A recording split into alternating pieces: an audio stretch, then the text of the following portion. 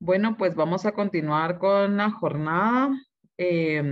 Para mí es un gusto poderles presentar a la licenciada Mónica Silvestre, quien es magíster en ciencias médicas, mención en infecciones intrahospitalarias y epidemiología hospitalaria. También es monitora del proyecto de inicio temprano de tratamiento antirretroviral, supervisora de campo del proyecto de servicios diferenciados del cuidado, tratamiento y retención de pacientes con VIH en poblaciones claves de la Asociación Carlos Rodolfo Mejía Villatoro y es miembro fundador de la Asociación Latinoamericana del Control de Infecciones. Para nosotros es un gusto, licenciada Mónica, tenerla por acá. El tiempo es suyo a partir de este momento. Así que pues los dejamos con la licenciada Mónica. No sé, Mónica, si me escuchas por ahí. Sí, gracias Gaby. Buen día a todos. Tengo un pequeño problema acá que no puedo activar mi, mi pantalla, pero bueno, sí tenemos ya la activación de la pantalla de la presentación. Entonces no puedo, no me pueden ver ni yo los puedo ver, pero la presentación espero que sí la estén viendo ahorita. Sí, Mónica, te escuchamos bastante bien y tenemos aquí la posibilidad de ver tu presentación sin ningún problema. Muy bien. Entonces, agradezco la invitación a disertar este tema. Solo acá está. Realmente es un tema muy diferente, sin duda, a lo que han visto anteriormente, a lo que vieron el día de hoy, porque son generalmente uno ve temas pues para brindar la atención a nuestros pacientes y muy poco uno ve el tema de bioseguridad laboral, ese tema que va enfocado, ¿verdad?, a la protección de nosotros como trabajadores de la salud y que pues años atrás no habíamos como creado esa cultura, no le habíamos dado como ese valor que se merece, ¿verdad? Esa parte de cuidarnos como trabajadores de la salud. Yo siempre digo que tanto vale la vida de nuestros pacientes como la vida de nosotros también, ¿verdad? Que estamos expuestos durante la atención al cuidado de los pacientes. Perdón. Muy bien, entonces hoy vamos a hablar sobre el tema de bioseguridad laboral. Como les mencioné anteriormente, este tema pues va dirigido exclusivamente para la protección, para el cuidado de la salud del trabajador de la salud y que obviamente pues esto también trasciende, ¿verdad?, a esa seguridad en la atención del paciente, a la familia y la comunidad. Pues la bioseguridad laboral no es más que un conjunto de medidas, es decir, es un paquete de medidas que se aplican ante las exposiciones que nosotros tenemos en esa atención al paciente, ¿verdad? Y estas exposiciones pueden ser de origen biológico, de origen químico, de origen físico. Cuando hablamos de origen químico, es por la exposición, por ejemplo, que tenemos al manejo de los desinfectantes, que hoy en día ha sido hemos tenido un uso masivo de desinfectante que al final pues exponemos también nuestra salud. Entonces este paquete de medidas se aplica ante exposiciones, como mencionaba anteriormente, ¿verdad? A riesgos de origen biológico, químico, físico, que al final garantizan la seguridad, como les mencionaba anteriormente, no solo de nosotros como trabajadores de la salud, sino también de nuestros pacientes, de la familia y de la comunidad.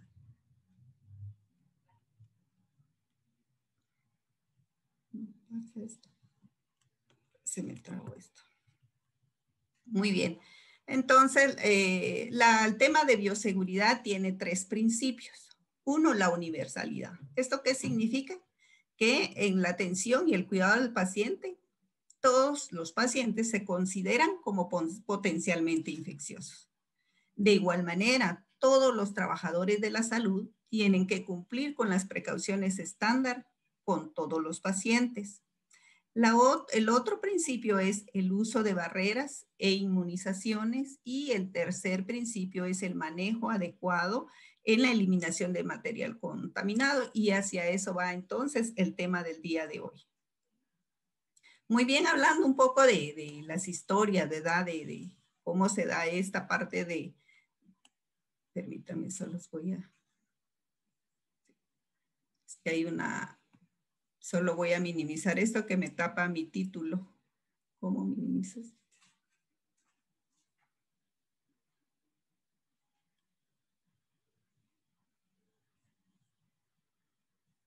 Bueno, disculpen, mientras se minimiza, voy a continuar para no atrasarlo. Bueno, un poco de Hola, historia Mónica. de las medidas de Disculpa, bioseguridad. Mónica. ¿Sí? Mónica, hola, te saluda Sabrina, ¿cómo estás? Sí, Sabrina, ¿ven bien ahí? Gracias. Qué bien, Hola, Mónica. ¿sí ven? Sí, va. Bueno, continuando entonces, ¿sí? Mónica, disculpa, solo para minimizar, porque sí, la verdad es que interrumpe bastante tu visión. Nosotros vemos tu pantalla completa, pero tu visión sí la va a interrumpir al que no minimices donde se ve toda la parte de los iconos y eso. Entonces, como lo tienes, me imagino, en la parte derecha, ahí hay una pestañita. Ajá. Tiene unas 3 opciones Sí. y una de ellas, si la presionas, o solamente si pones tu cursor sobre ella, ahí te va diciendo que es para minimizar o que es para ampliar o que es para cerrar. Esa no, ¿verdad? Porque entonces vas a cerrar toda tu pantalla. Pero ahí a tu lado derecho, perdón, sí, a tu lado derecho, ahí busca esa opción, por favor, porque si no te va a interrumpir a ti tu visión durante toda La presentación, cierto. Entonces, Ajá. sí, encontré esta ventanita, le doy clic ¿dónde? Tienes que tener ahí como 3 puntitos, ¿verdad? Uno que... Ya, ya, Sabrina, te agradezco. Perfecto, Muy perfecto. amable. Disculpa la interrupción. No, no, no, excelente. Gracias. Gracias, Sabrina, te agradezco. Bueno, entonces hablando un poco de historia, ¿verdad? De las medidas de bioseguridad y cómo se inicia esta parte, el tema del riesgo biológico. En 1987, cuando se inician los primeros casos de VIH, entonces expertos se reúnen, ¿verdad?, ante la exposición de los trabajadores a riesgo, entonces se crean las precauciones universales y que iban dirigidas exclusivamente a proteger al personal a su exposición a sangre o a lo mejor a sangre en pacientes con VIH, pero iba más dirigido a esa parte. Más adelante, en 1996, expertos del CDC y del Comité de Prácticas de Control de Infecciones de Estados Unidos se reúnen nuevamente porque el personal, los trabajadores de la salud no solo están expuestos a sangre, sino también están expuestos a otros fluidos corporales que de igual manera es un riesgo para la salud. Entonces, sustituyen las precauciones universales por precauciones estándar. ¿Qué significa esto? Entonces, las precauciones estándar, ese paquete se amplía, las medidas se amplía, incluyen más medidas en este tipo de precauciones. Es importante hablar un poco de esto porque si ustedes buscan la literatura como precauciones universales, los va a dirigir al año de 1987, a los 90, y que pues el paquete está más reducido porque el paquete de medidas va dirigido a la exposición a sangre. De igual manera, en este año entonces también ellos se dan cuenta que hay forma también de exposición del personal ya conocido, es decir, las precauciones estándar van dirigidas, por ejemplo, en pacientes que no se conoce su diagnóstico. Uno utiliza sus precauciones, ¿verdad? Tomando en cuenta el principio de universalidad, pero de igual manera hay casos en que ya se conoce el diagnóstico del paciente. Por ejemplo, un pacientito con tuberculosis, ya yo voy más dirigida a protegerme y me está diciendo qué tipo de precauciones debo usar, qué tipo de barreras debo usar.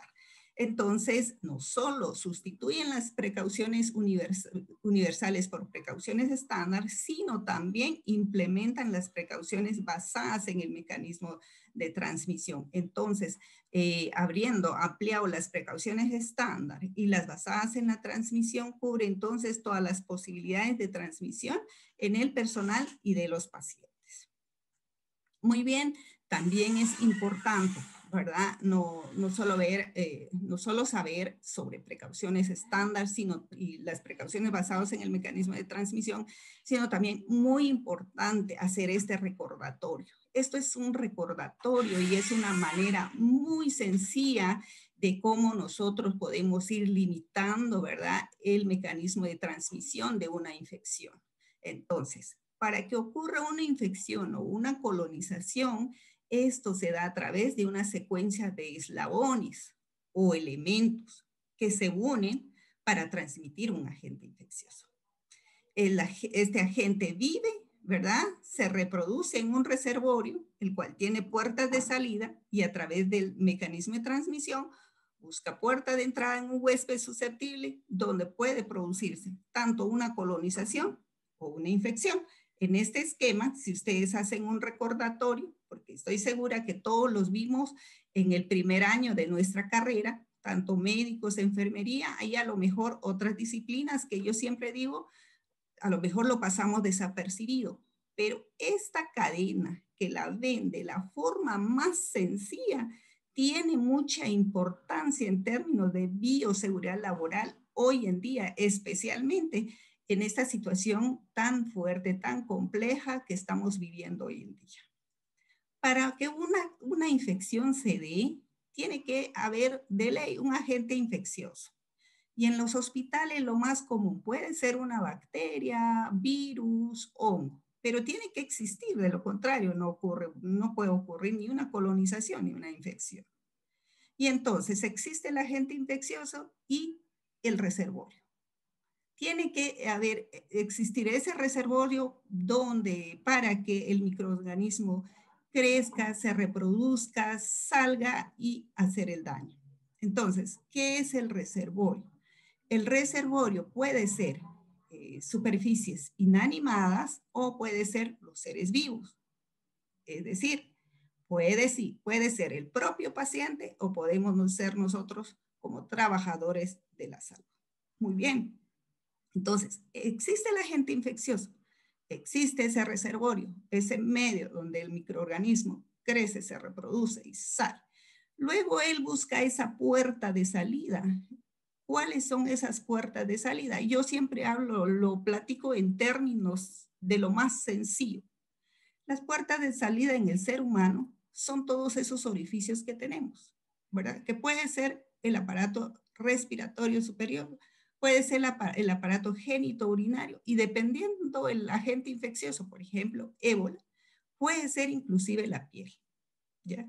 Entonces, el agente astuto busca esa puerta de salida y se vale de un camino, de una forma, de un mecanismo de transmisión, ¿ya? Y ese mecanismo de transmisión puede ser solo de 3 maneras. No hay más. Puede ser vía aérea.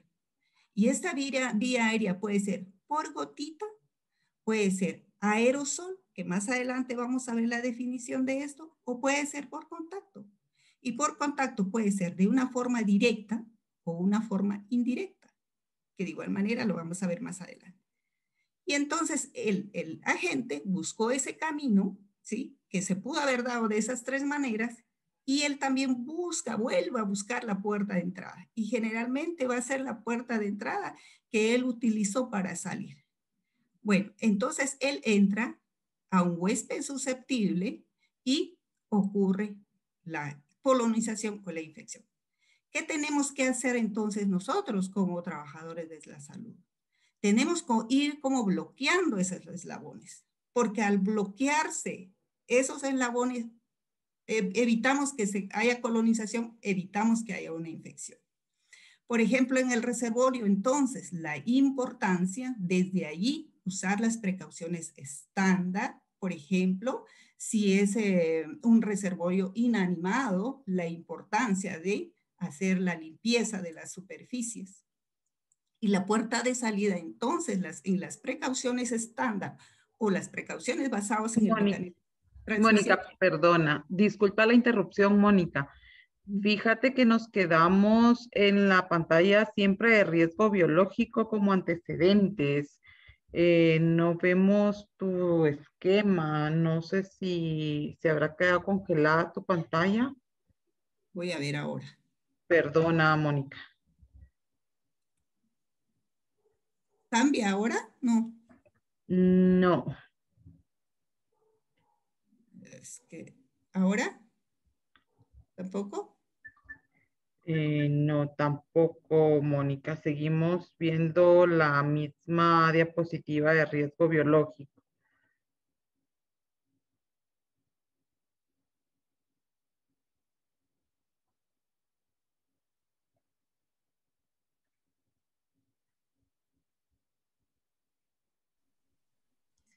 Ahora voy viendo esta parte.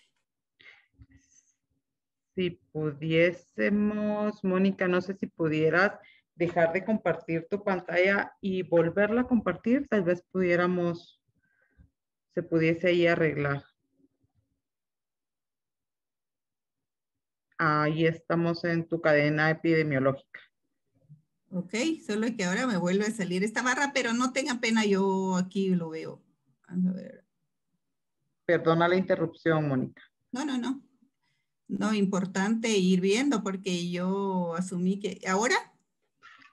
Ahora ¿Sí? vemos tu cadena epidemiológica, tu esquema de Es, la cadena. bueno, ay, perdonen, yo hablando y ustedes no. Bueno, pero yo me refería a esto.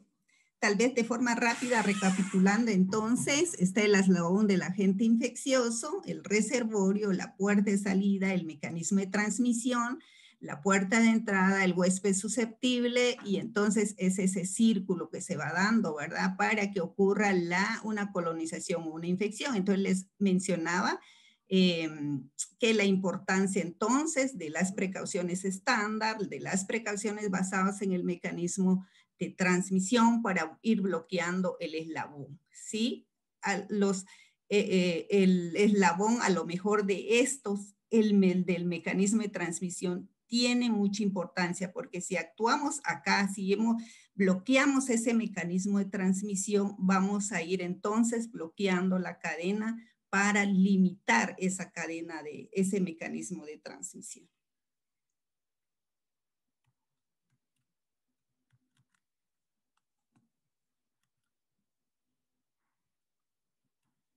¿Ven ahí? Sí, Mónica, precauciones estándar. Entonces, ¿qué son las precauciones estándar? Les había mencionado que es un conjunto de medidas, es un paquete, no es una medida por sí sola. No confundamos las precauciones estándar porque muchas veces ponemos la mirada en el equipo de protección personal y eso es importante, pero ese solo es un 50%, el otro 50% está en las demás medidas. Entonces, tomar en cuenta que las precauciones estándar es un paquete, es un conjunto de medidas que se aplican por todos los trabajadores de salud, en todos los entornos sanitarios, durante la atención de todos los pacientes. Son medidas generales, entonces, para evitar el contacto directo con sangre, fluidos corporales, secreciones o piel no intacta de los pacientes, con el fin de minimizar la diseminación del microorganismo patógeno. Lo importante entonces en las precauciones estándar, no conocemos el diagnóstico del paciente. Vamos entonces a identificar, ¿verdad?, ese riesgo y en base a ello vamos a utilizar entonces nuestras precauciones estándar. ¿Qué incluye este paquete? Entonces, las medidas incluidas en este paquete es de entrada la higiene de manos. Como ustedes saben, pues se ha evidenciado que la higiene de manos es la medida más barata, menos costosa y de mucho impacto en la prevención de las infecciones cuando nos las higienizamos de la forma más adecuada. Hoy en día se amplía este paquete de medidas, que es la higiene respiratoria, que está contenida ahora las reglas de comportamiento. Y de igual manera el equipo de protección personal, el EPP, en función al riesgo, ¿verdad? Y que en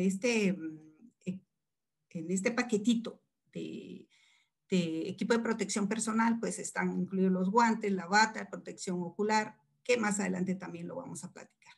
Y las prácticas de seguridad de las inyecciones, ¿verdad? La prevención de lesiones y recipientes de punzocortantes. En esto no voy a entrar de lleno porque ustedes tienen un tema completo de accidente laboral.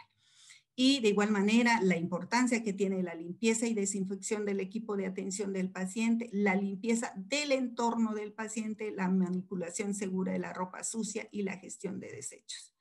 Y también yo enfatizo en esta parte. Yo trabajé 15 años en un intensivo de adultos, entonces yo conozco un poco el correr, ¿verdad? De los profesionales de la salud. Uno corre más cuando hay un paro, pero aún ante las emergencias, no olvidemos esa limpieza del entorno, no olvidemos esa limpieza y desinfección del equipo de atención al paciente, que es muy importante, ¿verdad? Como una medida de prevención. Y ahora bien, ¿qué son las precauciones basadas en el mecanismo de transmisión? Estas medidas, estas precauciones se utilizan en pacientes que tienen ya un diagnóstico o sospecha de infección por microorganismos altamente transmisibles o por agentes muy patógenos o con difícil tratamiento por su resistencia antibiótica. Entonces, ¿qué difiere de las otras precauciones? Que las estándar no conocemos el diagnóstico del paciente. En las precauciones basadas en el mecanismo de transmisión, conocemos el diagnóstico del paciente y hacia eso entonces van dirigidas nuestras medidas. Entonces, en el mecanismo de transmisión hablamos que hay 3 vías nada más. La aérea, pues es cómo se da este mecanismo de transmisión. Se da a través de la diseminación de partículas infecciosas de 5 o menos micros de diámetro. Entonces, por el peso, tiene la capacidad de quedarse suspendidos en el aire y de igual manera tiene la capacidad de trascender a más de 1 metro de distancia. Ahora bien, las gotitas, la diseminación de partículas infecciosas de más de 5 micras que se producen al toser o estornudar, y esta difiere de la aérea es que por su peso, esta cae y no tiene esa capacidad de trascender a más de 1 metro por su peso, va a caer en superficies. Y en el contacto, pues el mecanismo es el del contacto de piel a piel, o lo que había mencionado anteriormente, puede ser a través de objetos inanimados, por ejemplo, fomites, superficies que las mismas estén contaminadas. Entonces, en relación a la evaluación del uso del EPP. El EPP va a ser usado dependiendo, ¿verdad?, el grado de exposición. Y entonces yo voy a usar, ¿qué quiero decir con esto? Las precauciones estándar los voy a usar con la atención de mis pacientes en todo, sin importar el diagnóstico. Pero en relación, ¿qué voy a usar en ese momento? Es dependiendo el riesgo, ¿sí? Entonces, voy a evaluar cuál es el agente infeccioso. Por ejemplo, en el mecanismo de transmisión, yo ya sé ¿qué le está pasando a mi paciente? ¿Qué diagnóstico tiene? Entonces, ¿qué tipo de agente está causando la enfermedad? ¿Cuál es el mecanismo de transmisión? ¿Es aéreo? ¿Es por gota? ¿O es por contacto? El tipo de interacción con el paciente y la cantidad de flujo que se genera, ¿verdad? Por ejemplo, con el paciente con tuberculosis, a lo mejor solo con el uso de mi mascarilla N95, ¿verdad? Pero si yo evalúo que voy a estar expuesta a fluidos corporales y que yo corro el riesgo, ¿verdad?, de un accidente o de mucha exposición, obviamente que también voy a usar, ¿verdad?, mi bata y mis guantes. Entonces, en relación al EPP, ¿qué elementos lo conforman? En esto de entrada, la bata, ¿verdad? Lo que mencionaba, yo voy a evaluar el grado del riesgo. Entonces voy a usar bata, guantes, las mascarillas simples, por ejemplo, si mi exposición es por gotita, o la mascarilla N95, si el mecanismo de transmisión es aéreo. De igual manera, las guantes, por ejemplo, que se utilizan en la parte de limpieza, ¿verdad?, del personal que trabaja en limpieza es diferente. Y también una gabacha, que esta puede ser impermeable, y esta gabacha puede ser usada tanto por el personal que da atención directa, ¿verdad?, dependiendo del grado del riesgo, o también puede ser utilizado por el personal de limpieza, de lavandería, que están expuestos mucho a la humedad. Ahora bien, también muy importante, los lentes protectores o una careta, pero muy importante acá, evitemos usar los dos al mismo tiempo.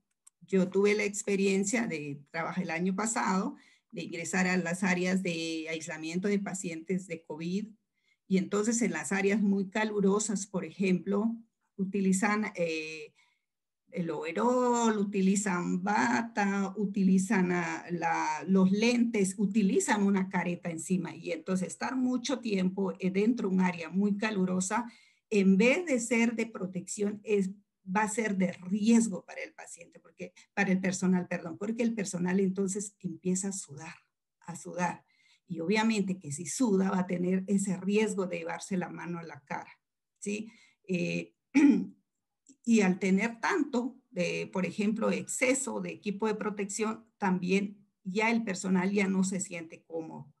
Entonces también tuve la experiencia de ver a compañeros dentro de estas áreas de aislamiento que por el roce de la careta con los lentes se van hacia un lado, o a veces ya mascarilla ya de tanto. Entonces, como les decía, recuerden, las precauciones estándar, tanto como las precauciones basadas en el mecanismo de transmisión, es un paquete, ¿ya? Entonces, nosotros no pongamos nuestra mirada absoluta a eso y nos congestionemos, porque al congestionarnos tanto de elementos, ¿verdad?, protectores, de repente, como les decía, en vez de ser de beneficio, de protección, va a ser un riesgo para el trabajador de la salud.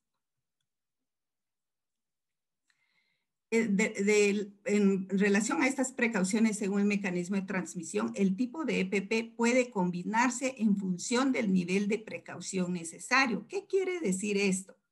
Uno viene con sus precauciones estándar, ¿verdad? Cuando hay ya un diagnóstico conocido, entonces yo complemento las precauciones estándar. Si el mecanismo de transmisión es por contacto, yo voy a complementar mis precauciones estándar, o a lo mejor lo que estamos viviendo hoy en día, que no solo es por gotita, sino también puede ser por contacto. Y a lo mejor puede ser, ¿verdad? Dependiendo en procedimientos que generan aerosol, puede ser también, ¿verdad? A través de este mecanismo. Entonces, uno va evaluando esto.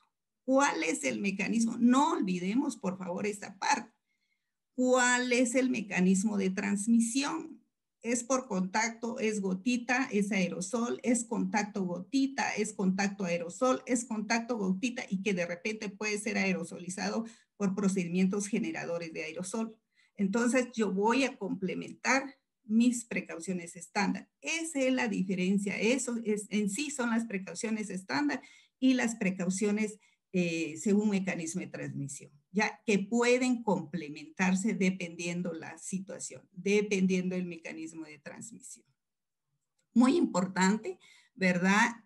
Agregar a las precauciones de acuerdo al mecanismo de transmisión, aislar al paciente, lo que estamos haciendo hoy en día con esta situación de COVID, que pues aislamos a nuestros pacientes, ya sea de forma de cohorte o si es posible de forma individual. Y algo que se agrega ahora es también esos espacios ventilados, que los espacios de un paciente a otro no deben ser menos de 1 metro y también que sean espacios ventilados y restringir el ingreso del personal, que esto en mi experiencia ha costado un poco. Uno pone ahí aislamiento, no se respeta, el personal ingresa, pero hoy es cuando tenemos que ir creando esa cultura de que los aislamientos o el acceso al personal es restringido. ¿Qué quiere decir esto? Que solo debe estar el personal que debe estar dentro del área de aislamiento, el personal asignado en la atención y el cuidado de ese paciente. También he tenido experiencia de ir a áreas rurales, en áreas de aislamiento de COVID. Tienen unas ventanas hermosas, tienen áreas forestadas, bosques alrededor, y las ventanas están cerradas. Entonces, ahora tenemos que ir viendo esta parte, que las ventanas estén abiertas. Qué mejor que permita esa corriente de aire de forma unidireccional. Tenemos que entonces aprovechar las ventanas que tenemos en nuestras instituciones.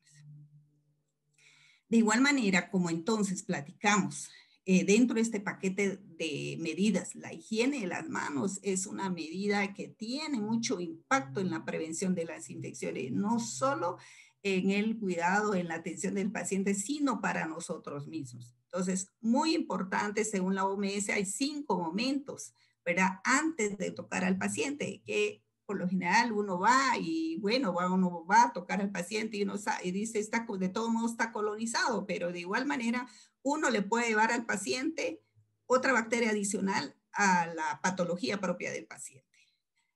Antes de realizar una tarea limpia y aséptica, después del riesgo de exposición a líquidos corporales, después de tocar al paciente. Aún le ha tocado el hombro al paciente, ya estuve en contacto directo con el paciente, por lo mismo tengo que higienizarme las manos, ¿verdad? Después del contacto con el entorno del paciente. Quiero enfatizar esta parte y lo hablo según mi experiencia, es después del riesgo de exposición a fluidos corporales, ¿qué pasa? Se ponen guantes, entonces descartan la orina de la bolsa recolectora, como tienen guantes, se van a otro paciente y así sucesivamente. Entonces tenemos que ir limitando ese mecanismo de transmisión. Como hablamos, las medidas de bioseguridad van dirigidas, y es una cadenita, van dirigidas eminentemente para el personal, pero de igual manera, si contaminamos, si colonizamos de nuestros pacientes, de igual manera corremos el riesgo de que eso regrese hacia nosotros.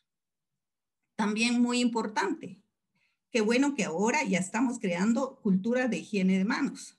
Hace muchos años esto era un poco complicado, pues con el doctor Mejía recuerdo que en los servicios de medicina, los primeros dispensadores de alcohol gel fue pues colocado en las paredes de los servicios. Hoy en día, pues, ¿quién no carga su dispensador de alcohol gel? Y qué bueno que hemos creado esa cultura, pero muy importante también como esa forma de higienizarnos las manos. Entonces, ese frotado interdigital es muy importante. Y entonces, y son pasos, por ejemplo, el de alcohol gel, son 5 pasos eminentemente sencillos, ¿verdad? Y el tiempo que también, que comparado con hace algunos años, pues se ha demostrado que el tiempo que se recomienda es lo suficiente como para una buena higiene de manos, que en el alcohol es de 20 a 30 segundos, y de agua corriente y jabón líquido es de 40 a 60 segundos. Entonces, es bueno practicar, ¿verdad? Pareciera esto que no tiene sentido, pero sí tiene mucha trascendencia, tiene mucho impacto en la prevención de las infecciones. Algunas recomendaciones generales también en la atención directa al paciente. Por ejemplo, mantener el cabello corto. En relación a las mujeres de cabello largo, mantenerlo bien recogido. ¿Por qué? Porque de esta manera vamos a evitar llevarnos la mano para retirarnos el cabello en la cara. Porque al llevarnos las manos a la cara ya estamos cerca de una puerta de entrada y que entonces puede, ¿verdad? Ya el mecanismo de transmisión puede comprometerse. Evitar maquillaje en exceso y pintura de labios, lo cual puede humedecer la mascarilla y entonces puede restar la efectividad de la misma. También la importancia que tiene mantener las uñas cortas y no uso de uñas acrílicas por adherencia de microorganismos, lo cual puede perforar los guantes. No hay estudios que evidencien que yo tengo las uñas largas y que va a ocurrir una infección. No hay estudios, no vamos a encontrar estudios al respecto, pero hay estudios que evidencian la colonización de las uñas y la adherencia de los microorganismos en las uñas acrílicas. Entonces, evitemos, ¿verdad? Más nosotras las mujeres, desafortunadamente, los que trabajamos en una institución de salud, no podemos exhibir esas uñas acrílicas, esas uñas largas, porque entonces no solo la colonización, sino también el riesgo de perforar los guantes y que entonces también ya, ¿verdad? Ya deja de ser algo de protección para el personal, sino pasa a ser ya un riesgo el que los elementos del EPP no estén de forma íntegra. De igual manera, evitar efectos personales, así como joyas, anillos y reloj, y también hay estudios que evidencian esto, que el lavado, la higienización de las manos es deficiente o no, no se hace de la mejor manera cuando hay joyas, hay anillos y hay reloj, y hay estudios que también han evidenciado colonización. Hay un estudio muy bueno que hizo el CDC en el año 2017, también cómo influye, por ejemplo, el hombre que tiene barba, la buena adaptación de las mascarillas con filtro, es decir, las mascarillas N95. Hicieron diversos estudios y estos estudios lo tienen en la página del CDC. Entonces, como esto, ¿verdad? Va limitando el uso adecuado y cómo se recomienda, ¿verdad? Todas las, por ejemplo, el bigote que sale, que es largo, eso ya impide una buena adaptación. Entonces, lo que sí recomiendan si van a usar bigotes, que los bigotes sean lo más corto posible, evitar usar estas patitas que le llaman y la barba. Muy bien, eso ha sido en sí de las medidas de bioseguridad laboral y vamos a hablar ahora por el tiempo también, ¿verdad? Sobre los desechos hospitalarios, que si ustedes se recuerdan, pues está dentro de los principios de universalidad de esta parte de bioseguridad laboral. Entonces, hay un acuerdo gubernativo aquí en Guatemala, lo pueden leer, es el número 509/2001, donde establece entonces la clasificación de los desechos, ¿verdad? Y la diferenciación de los desechos bioinfecciosos y de los comunes. Entonces, así rápidamente podemos hablar que de los desechos bioinfecciosos están contenidos los infecciosos propiamente, que pueden ser la sangre humana y productos derivados, los materiales biológicos, y también dentro de esta clasificación de bioinfeccioso están los patológicos, que son las piezas anatómicas. De igual manera, también están contenidos los punzocortantes, y que son los elementos que estuvieron en contacto con pacientes o agentes infecciosos. Muy importante, entonces, acá fue la responsabilidad de no solo de la clasificación, sino de los desechos bioinfecciosos. Algunas áreas todavía en algunas visitas que así hicimos en estas áreas de COVID de los departamentos, no tienen acceso a contenedores rígidos para descartar material punzocortante. Ellos todavía están en esa fase como de reciclar los galones de los desinfectantes, y ellos utilizan estos galones como un equipo para desechar el material punzocortante. Entonces, es una práctica que debe mejorarse, ¿verdad? Y nosotros que tenemos pues esa y por fortaleza podríamos llamarla, o tenemos acceso a este equipo, ¿verdad? Para desechar punzocortante, utilicémoslo de la mejor forma. Y también mi experiencia es que tienen el material, ¿verdad? Para desecho punzocortante, es el adecuado, es el rígido, pero no está accesible. Está de repente debajo de una cama, debajo de una mesa. Entonces, el que esté y no esté accesible ya también es un riesgo, porque tengo que agacharme, ¿verdad? Para descartar el objeto punzocortante. De igual manera también he visto algunos objetos, ¿verdad?, donde se desechan, algunos contenedores que están destapados. Eso también es un riesgo, o que también sobrepasan la capacidad. También hemos encontrado contenedores con solución de cloro, y esto también es un riesgo. No, los contenedores no tienen que tener ningún tipo de desinfectante, porque mucho tiempo, ustedes saben, pues se va colonizando todo líquido, por muy desinfectante que sea, conforme pasan los días, pues coloniza, es un medio de colonización.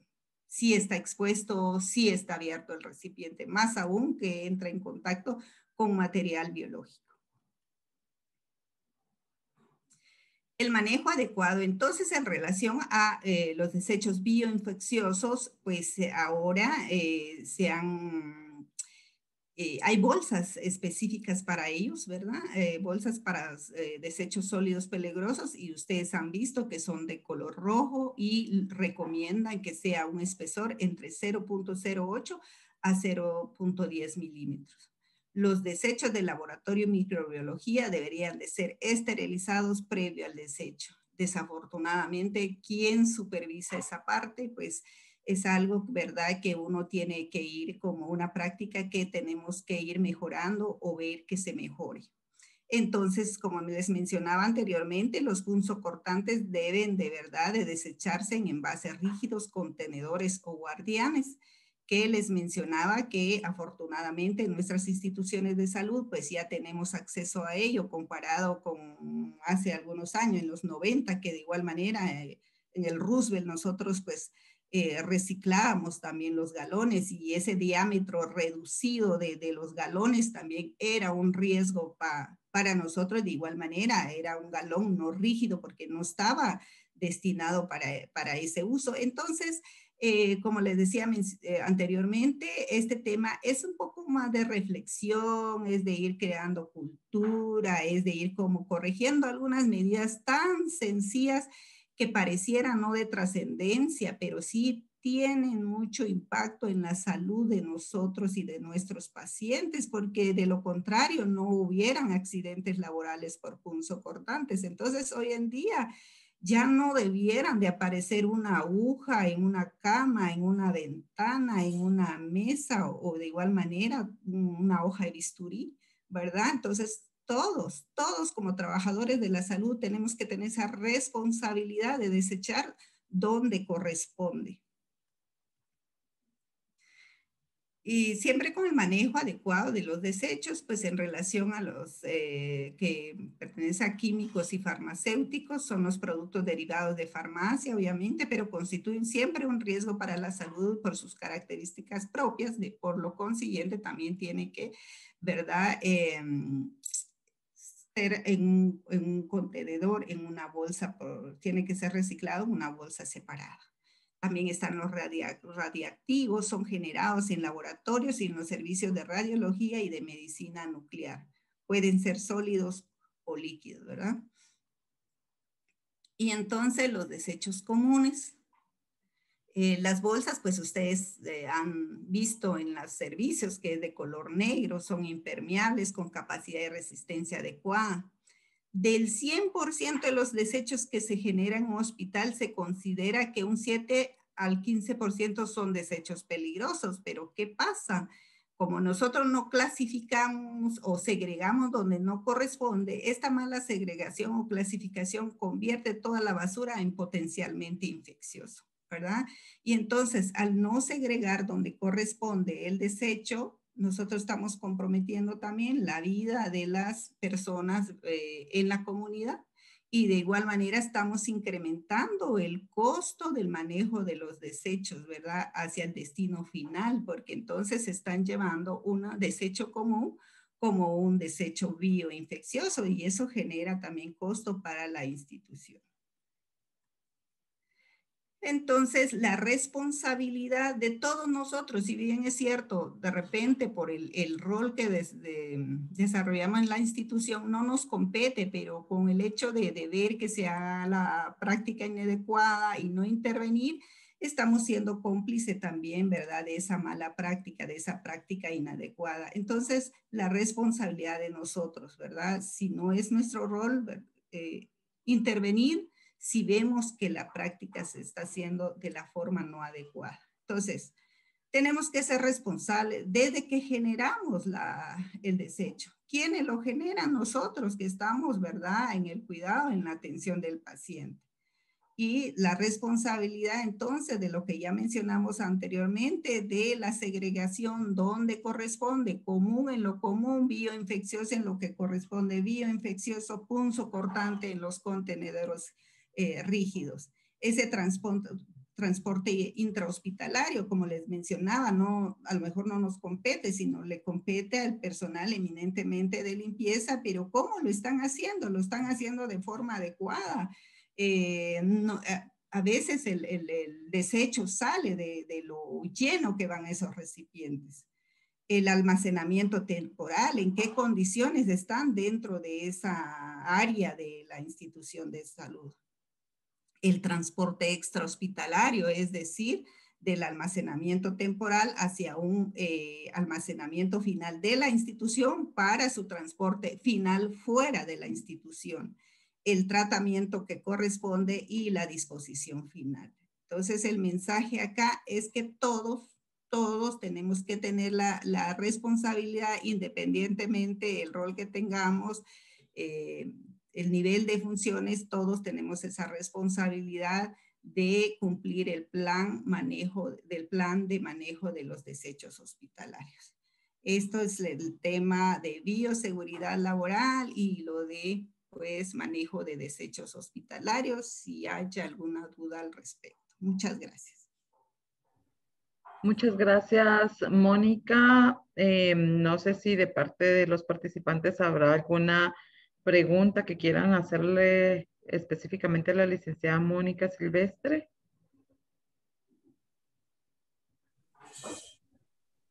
Buenos días. Buenos días, Osmar, te escuchamos.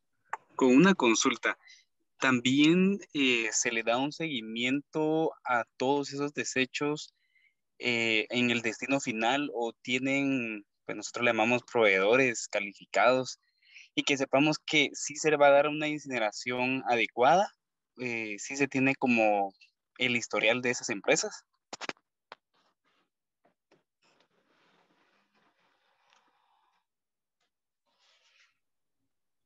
Mónica, no sé si nos escuchaste la pregunta de Osmar respecto a el seguimiento que se le da a las empresas que se hacen cargo de todos los desechos hospitalarios, los procesos que ellos llevan.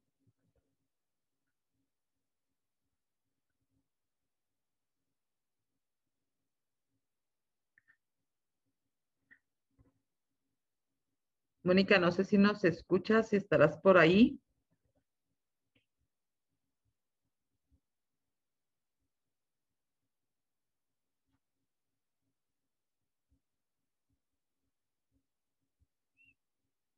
Bueno, creo que la licenciada Mónica tuvo algún inconveniente con su conexión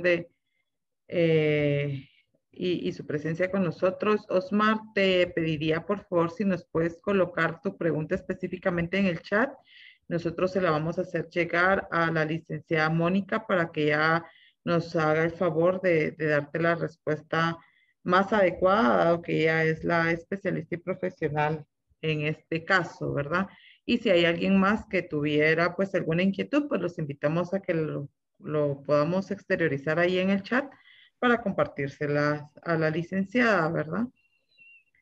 Perdón, Gaby, yo me Bueno. desconecté, no sé qué pasó, pero yo si hubiera alguna pregunta por el tiempo, si no pudiera responder ahora, pues yo te lo hago llegar en este mismo momento para que tú se los traslades. La verdad me desconecté, no entendí la pregunta. Ok, Mónica. Osmar nos cuestionaba básicamente sobre el seguimiento que se le da a las empresas que se encargan de los desechos hospitalarios, si hay un manejo adecuado, ¿verdad? Respecto a esto, si tú tienes conocimiento de esto. Sí, desafortunadamente, pues lo que va a la zona 3 de los desechos comunes, pues la responsabilidad es de la municipalidad, pero que debiera haber un monitoreo, ¿verdad? Más constante. Sin embargo, pues la verdad les digo, desconozco sobre este monitoreo que están haciendo, ¿verdad? Y en relación a los desechos bioinfecciosos, pues afortunadamente, pues por lo general en las instituciones que he visitado, tanto nacionales como públicos, inclusive en los departamentos, pues ya son empresas externas las que hacen este proceso. Ok, Mónica, Muchas muchísimas gracias. gracias. Gracias, Osmar. ¿Alguien más que tenga alguna pregunta para la licenciada Mónica?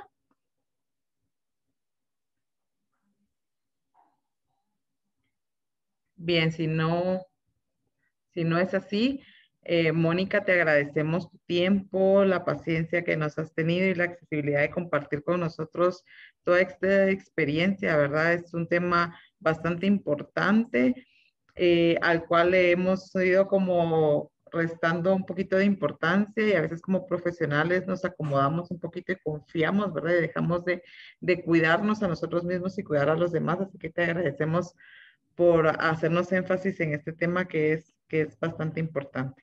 Te agradecemos tu tiempo, Mónica, y pues nos seguimos viendo. Muchas gracias, estamos siempre a la orden. Buen día. Buen día, Mónica. Bien, y ahora continuando ya en la parte final de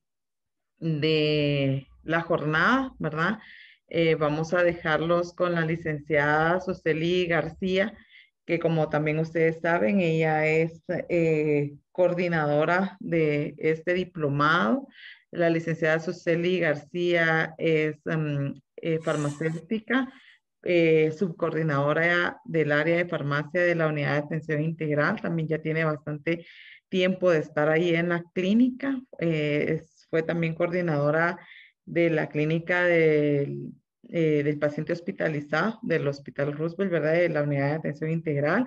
Y pues ella tiene muchísima experiencia, ¿verdad? En el manejo de los pacientes. Así que pues los dejamos con ella. Suseli, este es tu tiempo y muchísimas gracias por acompañarnos hasta aquí el día de hoy. Gracias, Gaby. Bueno, ahí sí que ya vimos todo lo teórico, ¿verdad? Realmente nos hemos enfocado bastante en todos estos casos, pero siempre cuando nos toca a veces lidiar con la práctica, a veces sí nos chocamos con que, híjolas, y cómo es que se manejaba esto, ¿verdad? Entonces tratamos de ahorita llevar pues todos estos conceptos a la práctica, viendo nada más son 3 casos clínicos que sí necesitaría pues la participación activa de todos ustedes. Entonces, tengo un listado de los participantes. Si de repente menciono a alguien y no estuviera o alguien más quiere participar, ¿verdad? No hay problema si no están o no responden. Puede participar también cualquier otro. Voy a tratar de enfocarme ahí sí que en ciertas personas por el contenido. Pero como les digo, no hay problema si de repente alguno no pudiera contestar, porque sé que también están muchos en trabajos o también ocupados con otras situaciones que impiden, ¿verdad?, estar activos. Pero sí realmente lo que sí quisiera es que estuviéramos pues atentos a los casos. Entonces vamos a empezar con el primer caso clínico. Este es de una auxiliar de enfermería, la cual al cambiar las sábanas de la camilla de un paciente que egresó, se pincha con una jeringa que se encontraba ahí entre las sábanas, ¿verdad? Y algo importante es que la enfermera no utilizaba guantes en el momento del cambio de sábanas. Ya tiene prácticamente un paciente que viene a ocupar esa cama, entonces es necesario que se cambien esas sábanas, ¿verdad? Y le voy a preguntar, a ver si puedo poner. Vamos a ver si está Elsie Mariela Alvarado. ¿Qué me puedes decir de medidas de bioseguridad que deberían de tener en este caso? Buenos días. Primero sería el uso de guantes, ¿verdad? Eso es lo más importante en este caso porque está retirando, cambiando la sábana de un paciente que ya se fue. Exacto, eso es, digamos, algo bien importante, ¿verdad? Lo ideal es igual utilizar, por ejemplo, mascarillas. Recordemos que a la hora de levantar las sábanas se levantan ahí sí que también como esporas, ¿verdad? O algo similar, que siempre es necesario mantener el equipo, ¿verdad? Entonces, como ustedes ya llevaron el diplomado de VIH, ya saben entonces qué es lo que debe de hacer, por lo que la enfermera entonces los busca a ustedes para que le indiquen el proceder. Entonces, Berenice Burrión, Usted es la jefa de ese servicio. Entonces, ¿qué le sugiere a la enfermera hacer?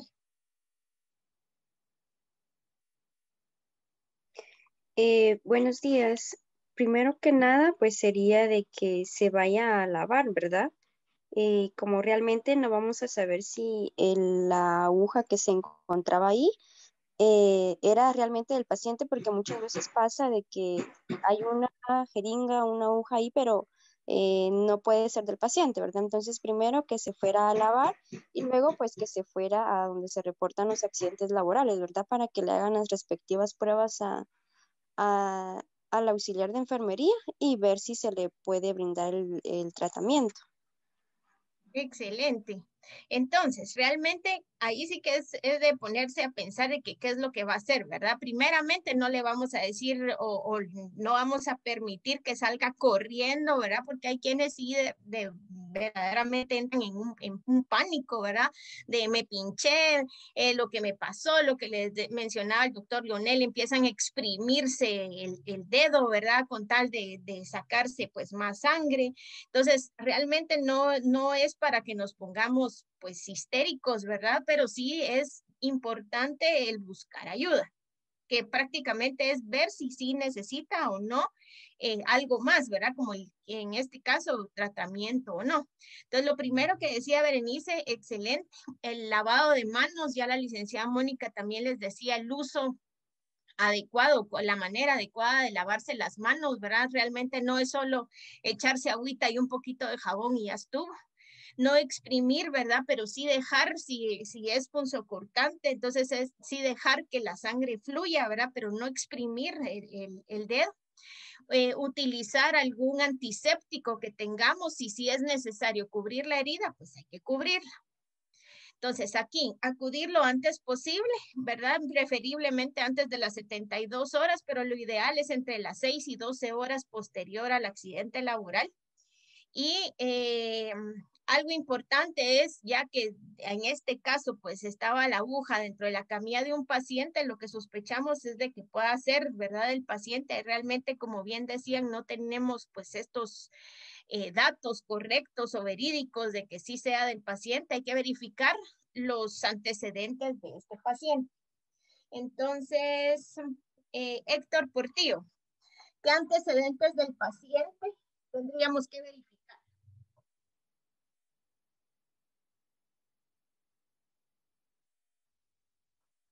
Si no, Héctor, hay otro Héctor, Héctor Valenzuela. Sí, buenos días. Buenos días. ¿Qué antecedentes del paciente tendríamos que ir a verificar? ¿Del paciente expuesto o...? No, del paciente que estuvo en esa cama, digamos, y que sospechamos de que de él haya sido, pues, la aguja con la que se pinchó la enfermera. Sí, bueno, no sé si aquí valdría la pena ver el motivo de ingreso para hacernos una idea por qué habría estado, si tiene antecedentes de alguna enfermedad infecciosa orientada en transmisión sexual, si es usuario o fue usuario de drogas intravenosas, trabajador del sexo, pues más que todo como que indagando sobre conductas de riesgo que pudieran favorecer la adquisición del VIH o alguna otra enfermedad que se pueda transmitir por vómitos. Exacto. Aquí algo importante es que recordemos que el paciente pues ya egresó, ¿verdad? Entonces ya solo tenemos pues los datos o los antecedentes que quedaron en el expediente. Entonces es importante que a la hora de que ingresemos, ¿verdad? Ustedes como médicos a un paciente, recolectar pues ahí sí que todos estos datos o que no sabemos en qué momento pues también puedan llegar a ser pues bastante útiles. Entonces algo importante acá es verificar principalmente las enfermedades, ¿verdad? De transmisión sexual como son VIH, hepatitis, sífilis, todas estas conductas de riesgo que pueden, como quien dice, exponernos a nosotros, ¿verdad? Entonces eso debemos de verificar en la papelería del paciente. Bueno, ahora con la enfermera, María Alejandra Martínez. Usted encuentra en el laboratorio y tiene que sacarle, pues, la extracción de sangre, ¿verdad? Para ver ahí sí que laboratorios de la enfermera. ¿Qué laboratorios creería usted que hay que sacarle a la enfermera como basales?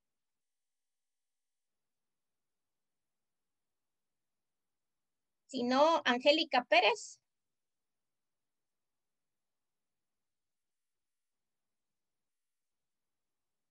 Jocelyn García. ¿Qué tal? Buenos días. Buenos días. Creería que fueran las pruebas serológicas, hepatitis C, sífilis, VIH, hepatitis B, en este caso tal vez no, porque ya está vacunada, ¿verdad? Que sí serían pruebas rápidas, dependiendo de eso, ya el proceso o pruebas confirmatorias. Bueno, ¿y por qué sería importante, digamos, sacarle a la enfermera VIH, sífilis y hepatitis C, por ejemplo?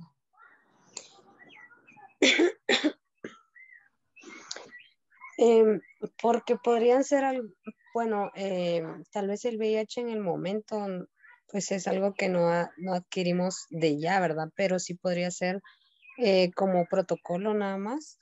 Y las pruebas de infecciosas, también por lo que yo entiendo, en algunos lugares son como protocolo también para tomar, para el tratamiento, ¿verdad?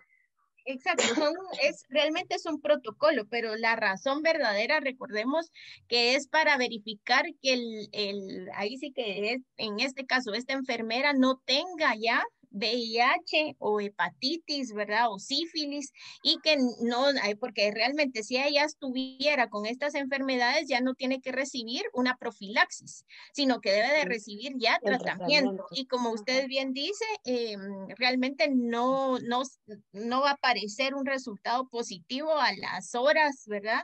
De haberse pinchado. Entonces realmente eso hay que verificar, que la persona que se pinchó no tenga ya de base estas enfermedades.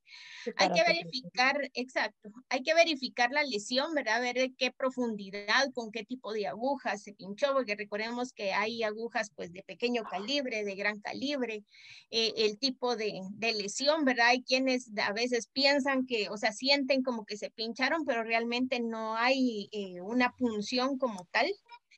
Para hepatitis B, recordemos que es súper importante que todo el trabajador de salud esté vacunado y pues si se pueden sacar el nivel, ¿verdad? De esta vacunación es también bien importante.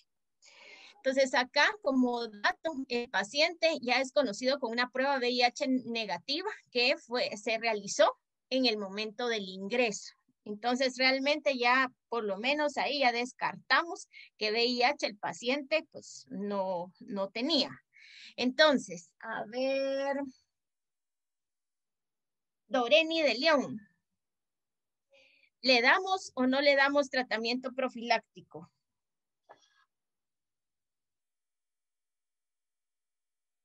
Maite Orozco.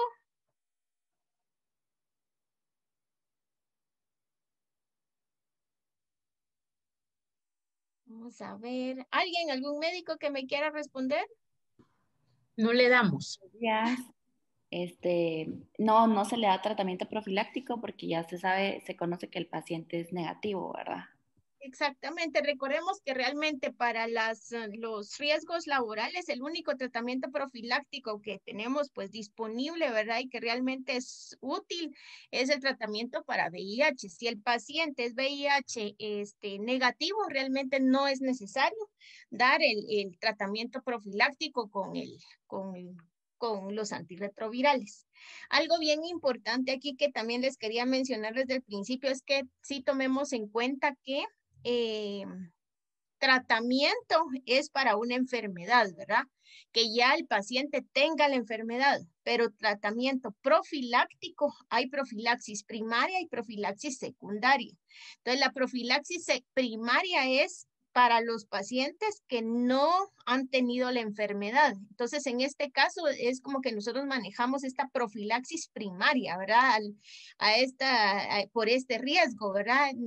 El trabajador de salud no ha tenido la enfermedad, entonces le damos este tratamiento para que no le vaya a dar esta enfermedad, ¿sí? Ahora, caso clínico número 2. Suseli, perdona, antes de que pasemos al siguiente caso y disculpa la interrupción.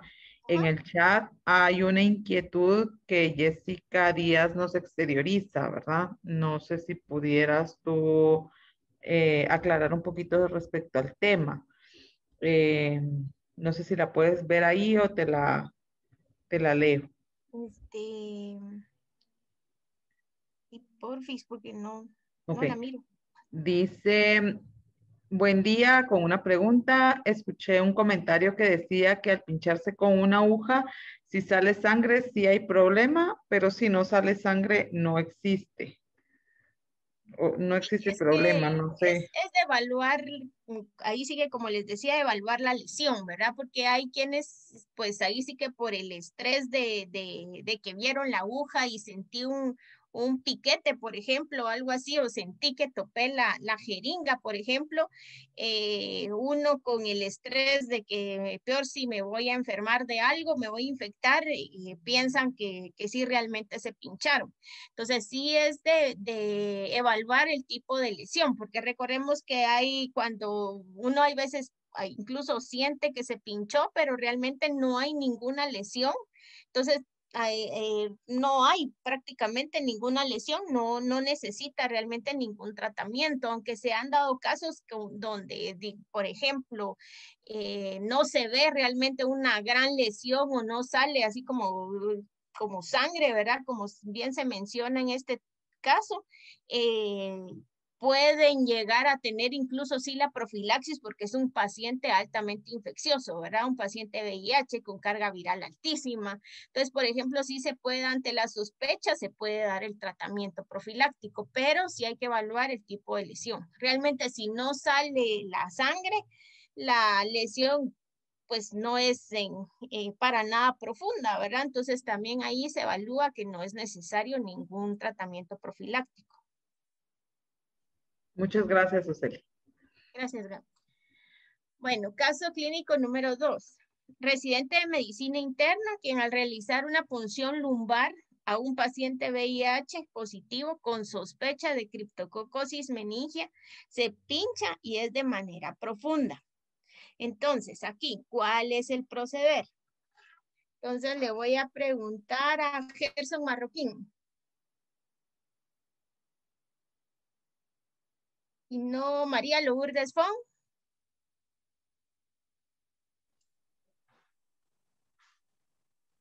Doctora Kaylee, niño.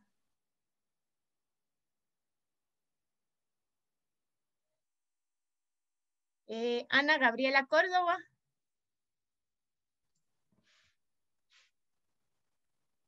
Anímense.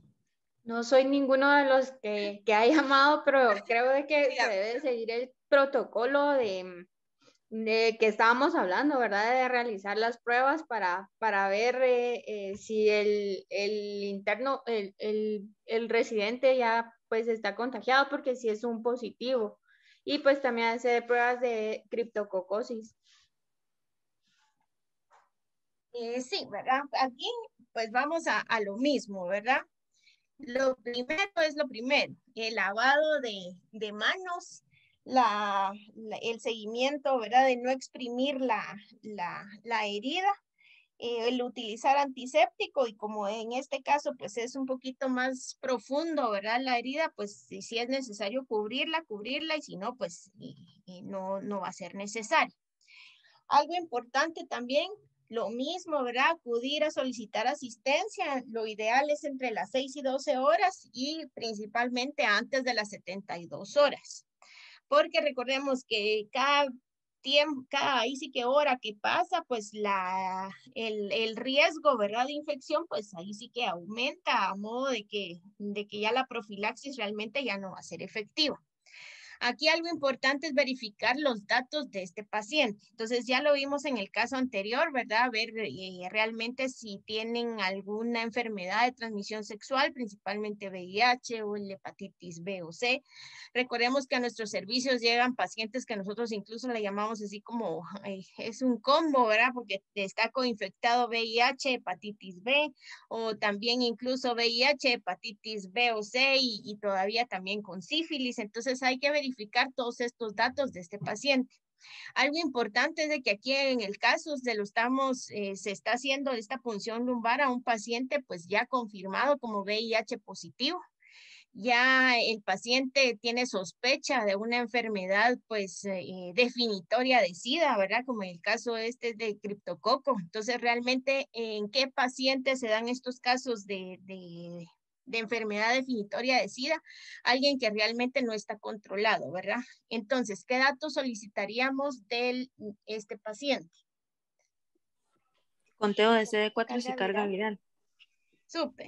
Entonces, esto es bien importante, ¿verdad? Porque recordemos que vamos a sospechar sin necesidad de tener estos datos. Nosotros sospechamos que los CD4 están pues menores de 100 y que la carga viral pues lo más probable es que esté alta, ¿verdad? Porque si no, el paciente pues no estuviera con esta gravedad. Acá, lo mismo que mencionamos en el caso anterior, serología basal para el médico internista, ¿verdad? Que realizó esta punción lumbar. Lo mismo, ¿verdad? Recordemos que tenemos que sacarle pues las pruebas de diagnóstico para sífilis, VIH, hepatitis, ¿verdad? Importante es también preguntarle si el residente tiene ya su esquema de vacunación, ¿verdad? Porque de eso también pues es importante hacerlo. Y verificar siempre el tipo de lesión. Entonces, ya como antecedentes del paciente tenemos que CD4 tiene 16 células y carga viral tiene 862.366 copias por mililitro. Esto es en sangre y es reciente. Entonces, ¿le damos o no le damos tratamiento? Sí le damos. Sí, ¿verdad? Ahora. Sin dudarlo siquiera. Exacto. Entonces, igual, ¿verdad? Aquí lo importante es igual no estresarse, estamos en el tiempo pues prudencial a la hora de dar esta profilaxis, entonces pues el buscar ayuda, sacarse sus pruebas, ¿verdad? Definitivamente le vamos a tener que dar este tratamiento profiláctico. Entonces, algo importante que les mencionó el doctor Leonel es que sí tenemos que ver la clasificación para ver qué tipo de tratamiento damos, aunque ahora las nuevas guías de la OMS siempre están recomendando la triple terapia para todos los riesgos, ¿verdad? Tanto laboral como no laboral, ya con triple terapia, entonces esto realmente ya se queda pues un poquito en desuso, ¿verdad? Porque la decisión de dar o no dar tratamiento pues más o menos se inclina a esto, que si es con fuente, ¿verdad? Negativa y el riesgo realmente fueron unas pequeñas gotas o sin lesión o con una lesión pues poco profunda, el beneficio es discutible, entonces se puede o no se puede dar tratamiento. Cuando el paciente es un paciente, por ejemplo, VIH, pero está controlado también, ¿verdad? O tiene una carga viral pues no elevada. Aquí ya pueden, pues lo importante como si es VIH positivo, lo ideal es dar tratamiento.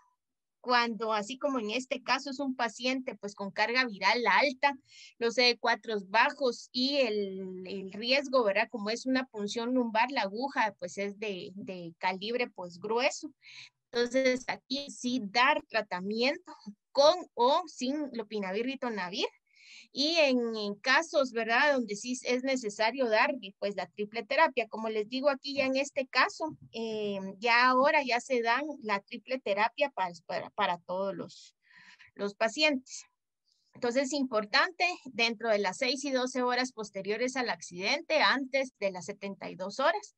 La duración son 28 días, que son las 4 semanas. Nosotros usualmente damos 30 días de tratamiento, que prácticamente es un frasco completo. ¿Esto por qué? Porque recordemos que siempre tiene sus efectos adversos y si el trabajador, ¿verdad? Llega a vomitar, por ejemplo, tenga unas dosis como para poder repetirse esta dosis, ¿verdad? Que vomitó.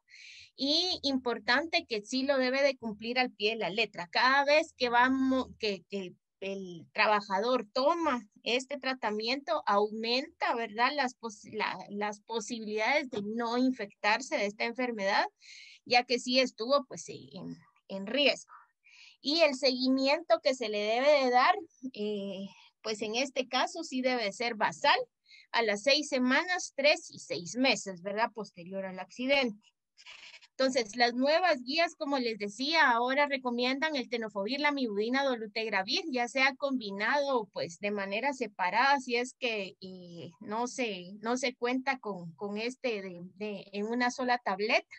Entonces, nosotros este es el que tenemos, que pues en un primer instante nos vino como el nombre de acriptega, ¿verdad? Pero prácticamente es tenofovir, la amibudina y dolutegravir.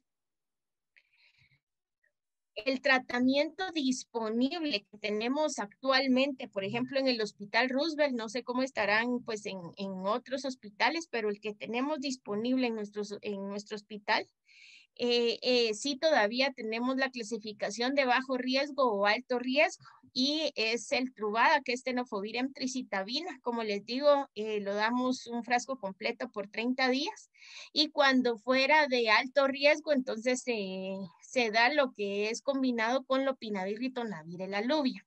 Entonces, en este caso, como si es un paciente, ¿verdad? Pues con el riesgo, pues es un poco alto. Entonces, a este residente le vamos a dar este tratamiento que tenemos actualmente, que es Truvada, lopinavir, ritonavir.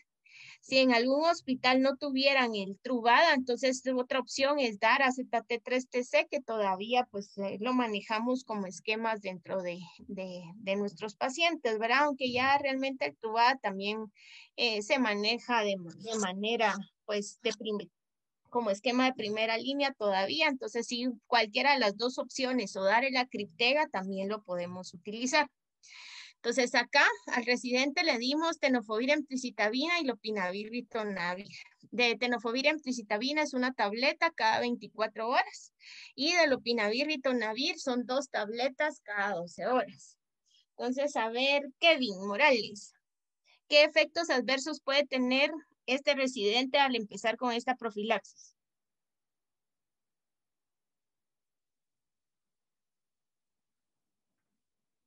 ¿O Doreni de León?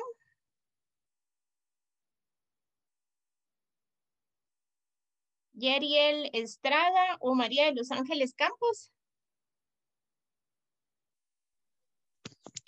Buenos Buen días. día, Los principales efectos.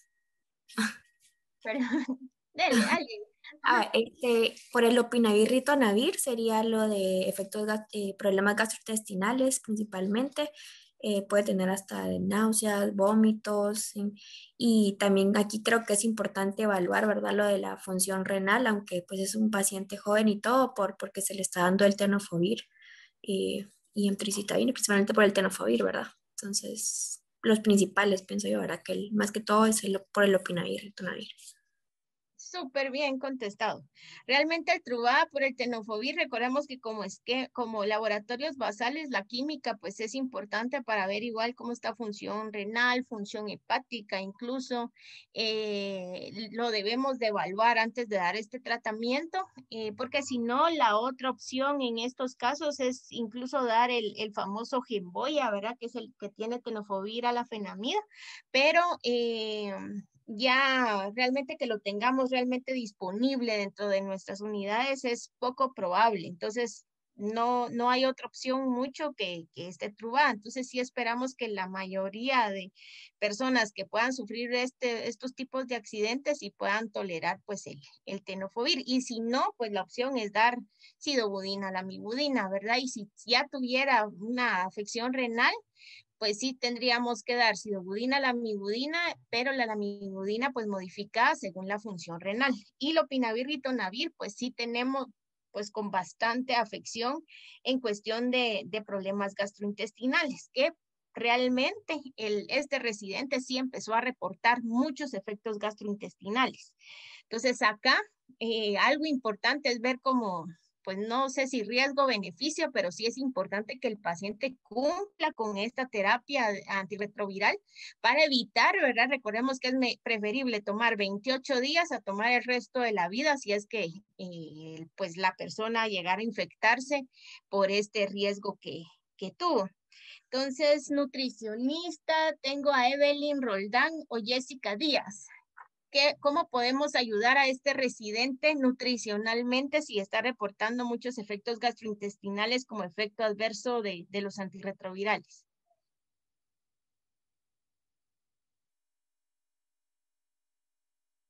Michelle Barrientos o Eileen Fabián.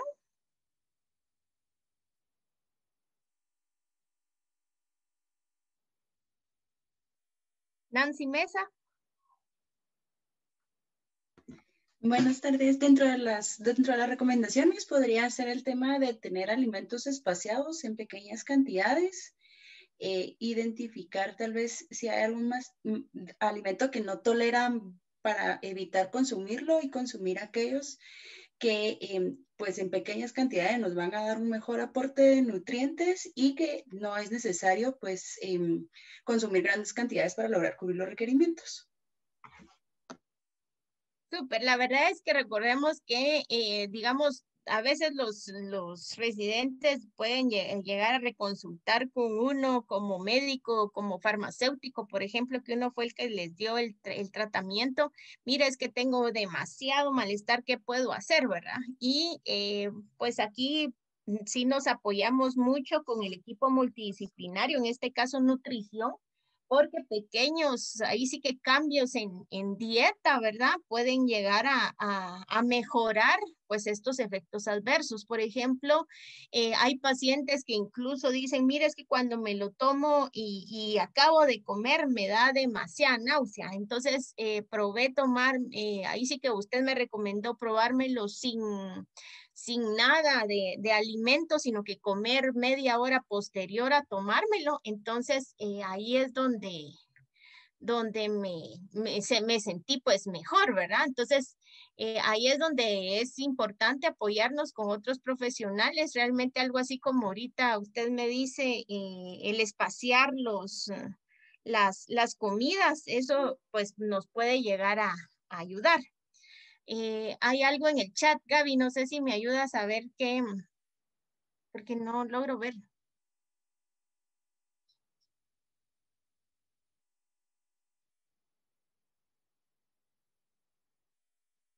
Gaby. Jessica Díaz. Perdón, no me escuchaba. Jessica Díaz escribió alimentos con poca grasa e irritantes también. Muchas gracias. Ay, gracias, ya logré ver el chat, no lo encontraba. Entonces, eso también, como les digo, hay muchos médicos, ¿verdad? Que realmente incluso ahí sí que por el tipo de trabajo medio desayunan o ni siquiera desayunan en la mañana y van comiendo hasta las 3 de la tarde, por ejemplo. Entonces, aquí es importante a veces recomendarles, pues también esto, ¿verdad? Tratar de alimentarse, aunque sean pequeñas cantidades, no tomar el café, que hay veces, ay, peor si estoy posturno, ¿verdad? Entonces me tomo mi café bien cargado y pues esto llega a ser pues muy ácido y esto pues puede provocar no solo como con el medicamento aún más pues estos efectos gastrointestinales, ¿verdad? Solamente yo quisiera compartirles también el estrés y la ansiedad que genera el saber que voy a iniciar un tratamiento que de por sí, al ser residente de medicina interna, ya sabe que va a tener efectos secundarios y entonces eso también puede alterar un poco la disposición del cuerpo a recibir el medicamento, ¿verdad? Entonces yo siento que ahí también es muy importante abordar esa parte emocional de retroalimentarle a esta persona que tome el medicamento con una actitud de saber que va a ir a actuar para defender su cuerpo, como para bajar un poquito ese nivel de estrés y ansiedad que se produce al tomarlo, ¿verdad? Y estar en la expectativa del efecto secundario.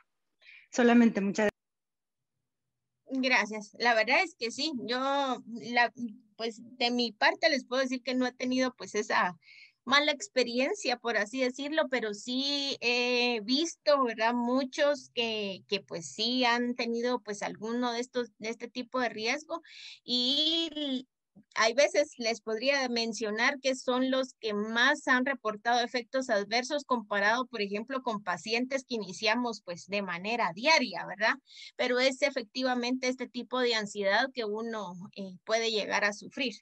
Entonces, solo aquí antes de que se me olvide como anuncio, para el próximo sábado necesito que todos compren uno o dos paquetitos de botonetas, porque vamos a hacer como un tallercito de adherencia. Entonces, para la próxima semana traten de comprar durante ahorita la semana 1 o 2 paquetes de botonetas y tenerlos listos para el próximo sábado. Entonces, ya por último, el caso clínico número 3. Aquí, a la emergencia de la maternidad se presenta una paciente de 19 años de edad, quien reporta que sufrió abuso sexual el día anterior a consultar. Ella llega acompañada de la madre y ella refiere que su hija no recuerda muchos detalles del suceso. Entonces, ¿cuál es el proceder? A ver, alguien que me diga qué es lo primero que deberían de hacer. Hacer las pruebas y empezar tratamiento. Sí, aquí recordemos algo que decía o mencionaba el doctor ahorita, que esto se vuelve un caso, pues ahí sí que médico legal. Entonces, el avisar a las autoridades, eso es bien importante, ¿verdad? Aquí no podemos nosotros actuar, ay, ahorita yo le hago las pruebas y le doy porque realmente...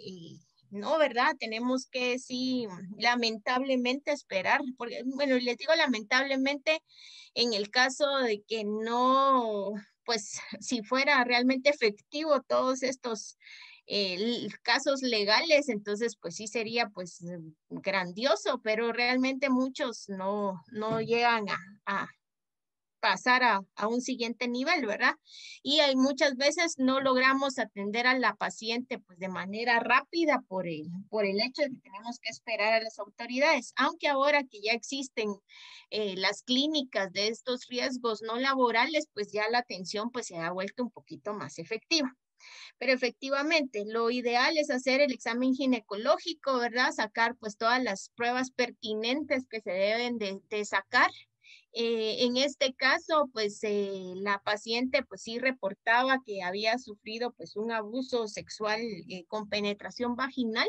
Entonces sí hay que hacerle pues todo esto, realmente el conocer la historia de la paciente, porque si ella no reporta pues nada de penetración como tal, por ejemplo, podríamos evaluar, ¿verdad? El realizar el examen ginecológico, porque recordemos que muchos por el trauma pues llegan a decir que no, pero de repente pues sí tiene lesiones, ¿verdad? El curar estas lesiones, porque como bien les mencionaban también durante la presentación, cuando es por abuso, usualmente pues sí hay lesiones ahí sí que orales, vaginales, anales, ¿verdad? Por el tipo del abuso que se produce.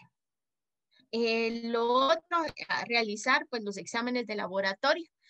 Igual que cuando son casos de riesgo laboral, hay que determinar que la paciente no tenga, ¿verdad? En este caso ya de manera basal, pues alguna de estas enfermedades.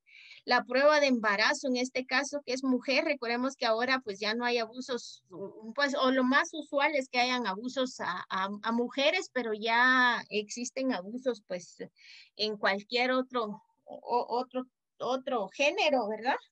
Y pues en el caso hay que hacer la prueba de embarazo porque si no, pues no es necesario dar esta profilaxis. ¿Qué profilaxis son las que le vamos a recomendar o las que le vamos a dar a esta paciente? Entonces, la anticoncepción, lo que tenemos actualmente es el levonorgestrel de 1.5 miligramos. Entonces, esta es dosis única. Si no tuviéramos de 1.5, sino que que es la mitad, ¿verdad? 0.75 es dar una y a las 12 horas dar la otra.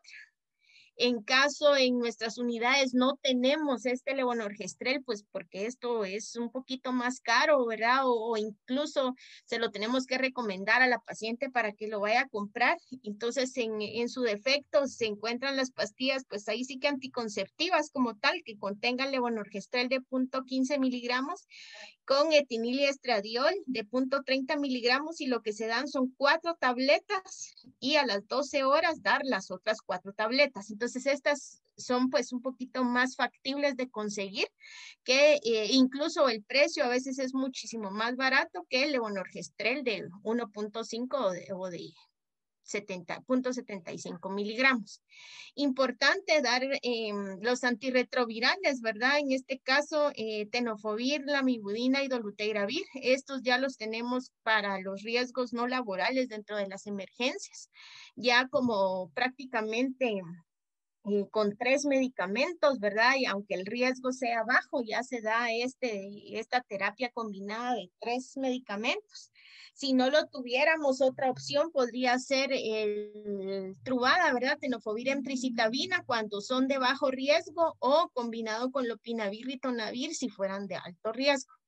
La otra opción es igual dar con sidobudina, lamivudina, en algún caso tuvieran, por ejemplo, falla renal. Y dar también no dejar de cubrir todas las ITS. Acitromicina, 2 gramos en dosis única. La penibenza, ¿verdad? De 2.4 millones en dosis única. Y el metronidazol, 2 gramos en dosis única. Algo aquí bien importante también es manejar lo de los efectos gastrointestinales. Solo de imaginarnos que se tienen que tomar 4 tabletas de acitromicina de 500 miligramos, ¿verdad? En dosis única, más que les están colocando la penibenza, ¿verdad? Que usualmente incluso si no se la logran poner con lidocaína, pues el dolor puede ser alto. Más metronidazol, imagínense igual 4 tabletas en dosis única, ¿verdad? Y dar incluso 4 tabletas ahí combinadas, pues los efectos gastrointestinales pues se pueden presentar. Entonces eso también manejarlo, ¿verdad? Usualmente lo que se hace es dar primero la citromicina y a la hora pues dar el metronidazol a manera de pues combinar un poquito y no darlo en la misma hora. Y si es posible, pues recomendar la vacunación, ¿verdad? Con hepatitis B y también el tétano si fuera necesario, ¿verdad? Dependiendo si la paciente pues presenta algún tipo de lesión. El seguimiento psicológico, algo bien importante, les mencionaba la licenciada Gaby, que el apoyo emocional es algo pues bien importante. Hay que, pues no solo usualmente se da en la hora que la paciente se presenta, sino que hay que seguir, ¿verdad? Con este seguimiento para, pues, que la paciente llegue a solventar, pues, de manera, pues, satisfactoria este suceso. Entonces acá, si fueran otro tipo de casos, ¿verdad? Si no fuera una paciente de 19 años, sino que fuera una paciente, pues, menor de edad. Aquí, ¿cuál sería realmente el manejo en cuestión de profilaxis? A ver, Roxana Martínez o Ana Gabriela Córdoba, si están, ¿qué harían ustedes con un paciente pediátrico? ¿O alguien pediatra? Porque sí veo que hay algunos pediatras. Heidi Pérez.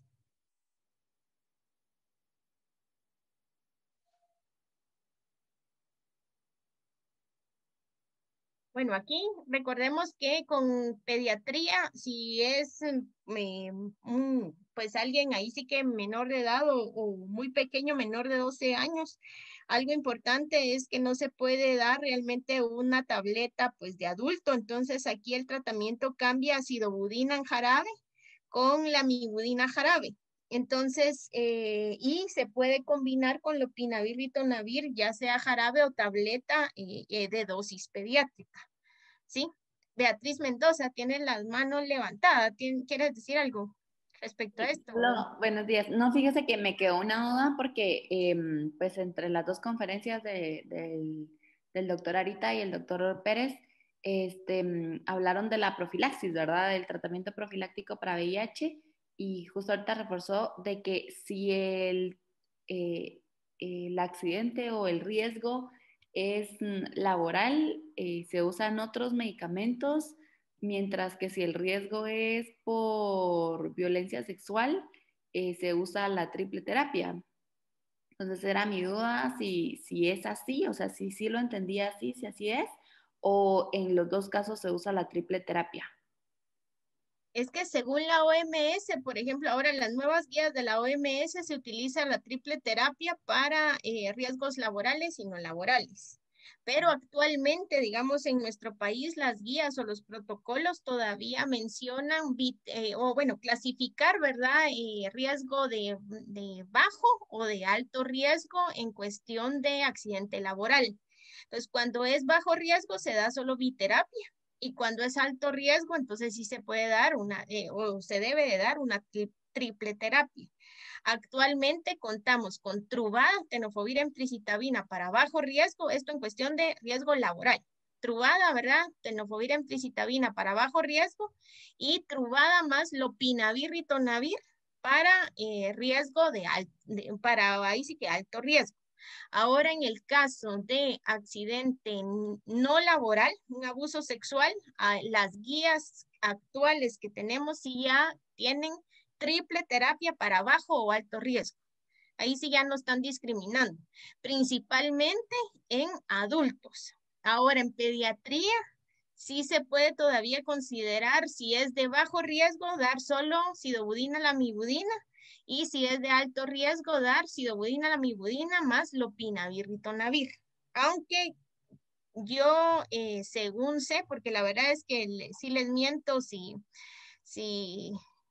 que lo tenga así como exacto, sé que ya están considerando dar siempre el lopinavir, ritonavir, porque usualmente recordemos que el niño no termina de explicar, por así decirlo, qué tanto fue lo que le pudo haber pasado cuando presentan estos riesgos, ¿verdad?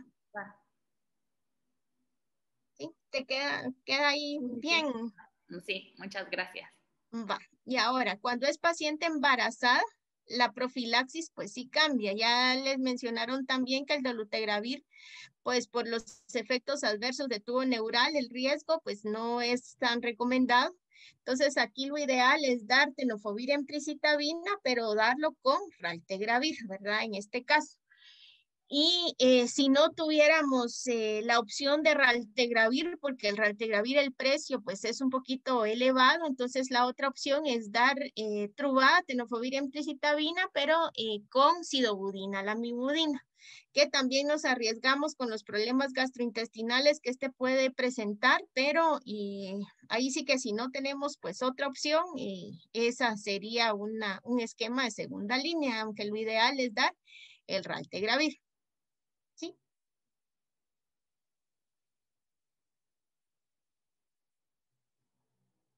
Entonces, no sé si tienen alguna duda o comentario de los casos o de todo el tema del día de hoy, ¿verdad? Para ya dar por finalizado el día.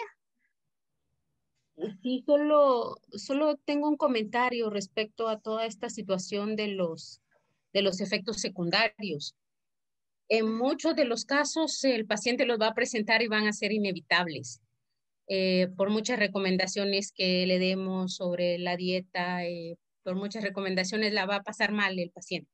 Entonces, ayudarle con un enfoque psicológico a que sobrelleve la situación, o sea, que acepte el hecho de que el beneficio es muy alto y por lo tanto que por muy intolerable que el tratamiento sea, debe continuarlo y debe recordar que los días se pasan rápido y que solamente es 28 días, que si él no completa o ella no completa todo el tratamiento profiláctico, pudiera exponerse a tener que llevar toda una vida con VIH. Entonces esto sería más grave para el paciente, pero en muchos casos, desde el aspecto psicológico, trabajar la aceptación de parte del paciente de que los beneficios son mayores que lo que está teniendo que soportar de forma temporal.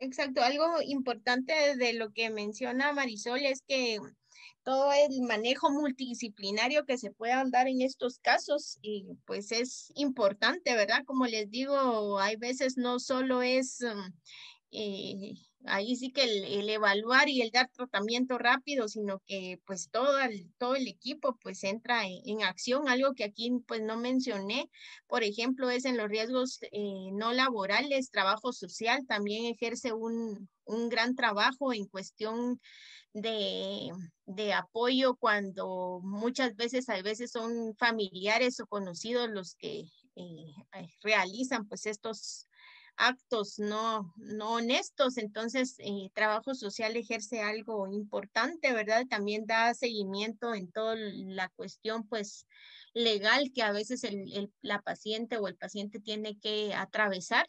Entonces, sí es importante el manejo multidisciplinario, ¿verdad? Y como bien mencionaba Marisol, es ideal o es preferible el tomar solo 4 semanas a tener que tomar el resto de la vida, aunque sí hemos visto casos tanto laborales como no laborales donde solo toman, por ejemplo, 2 semanas y después lo dejan de tomar por los efectos adversos y realmente, pues gracias a Dios no han corrido el riesgo de infectarse, pero sí es como el arriesgarse, ¿verdad? ¿Alguien más tiene alguna duda? Muchas gracias, Suseli, por tu tiempo. No sé si habrá alguna otra inquietud para la licenciada Suseli.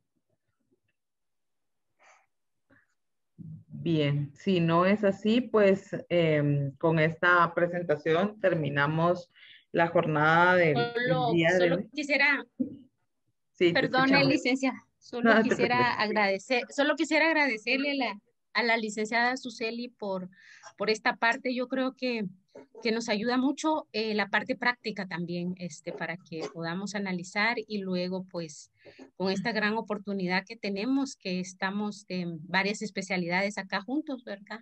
Muchas gracias, bastante interesante la presentación de los casos y pues toda la información que nos presentaron hoy, muy, muy buena. Muchas gracias a todo el equipo del diplomado.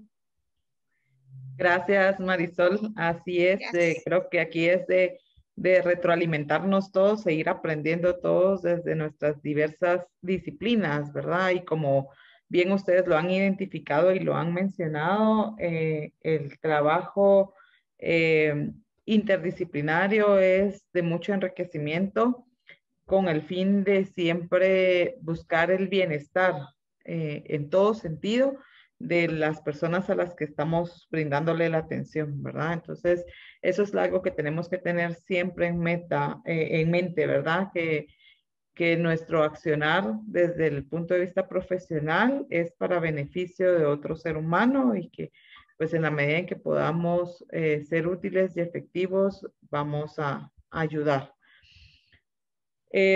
Pues si no hay nada más por el día de hoy, la jornada ha concluido. Solo recordarles que después de terminar esta jornada,